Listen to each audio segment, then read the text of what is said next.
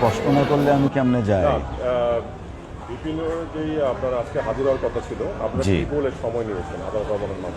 অসংখ্য ধন্যবাদ।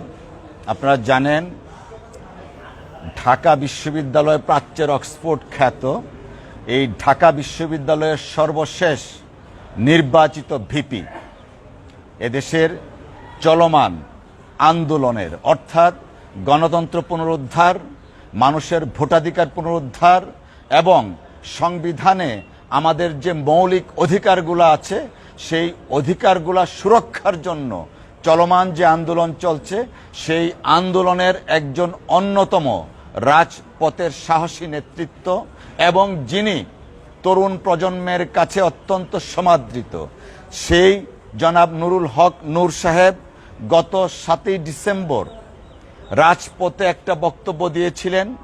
সেই বক্তব্য মহামান্য আদালতের দৃষ্টি আকৃষ্ট হয়েছিল।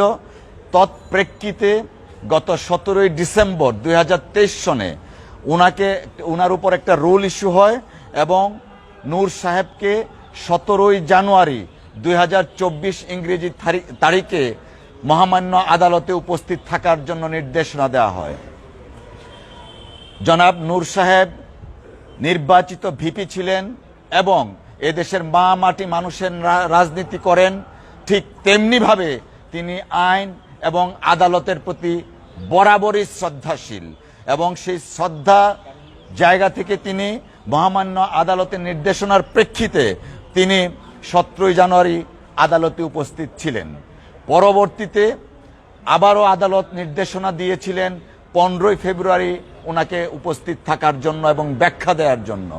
আমরা নূর সাহেব আবারও মহামান্য আদালতের নির্দেশনাকে শিরোধার্য মনে করে 15 তারিখে তিনি সশরীরে আদালতে উপস্থিত ছিলেন। তৎপ্রেক্ষিতে আজকে অর্থাৎ 30শে এপ্রিল পুনরায় শুনানির জন্য ধার্য ছিল। আপনারা জানেন এই মামলায় এঙ্গেজড লয়ার আছেন বাংলাদেশের সাবেক অ্যাটর্নি জেনারেল সিনিয়র অ্যাডভোকেট এজে মোহাম্মদ আলী সাহেব। তিনি বর্তমানে বিদেশে অবস্থানরত আছেন চিকিৎসার্থে।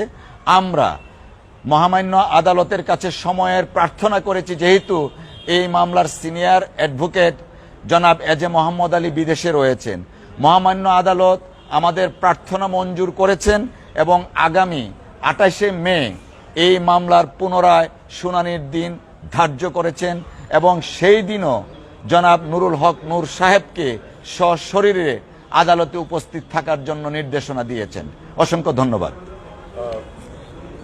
ভাই, আমরা একটু ভিন্ন জানতে চাই। সকালে একটা খবর জানতে পারলাম যে আপনারা জাতীয়তাবাদী আইনজীবী ফোরাম থেকে ব্যারিস্টার মাহমুদুল খবরকে আপনারা অব্যাহতি দিয়েছিলেন, তো সেটা নাকি আমি আমি আমি আমি এই ব্যাপারে তেমন কোনো কথা বলতে চাই না। শুধু একটা কথা বলতে চাই, বাংলাদেশ জাতীয়তাবাদী দল এবং সেই দলের যুগ্ম মহাসচিব ব্যারিস্টার মাহবুবউদ্দিন খোকন সাহেব, দল এবং সারা দেশের মানুষ প্রত্যাশা করে ব্যারিস্টার মাহবুবউদ্দিন খোকন সাহেবের কাছ থেকে উনি একটা দায়িত্বশীল জায়গায় থেকে দায়িত্বশীলভাবে সবাইকে গাইড করবেন।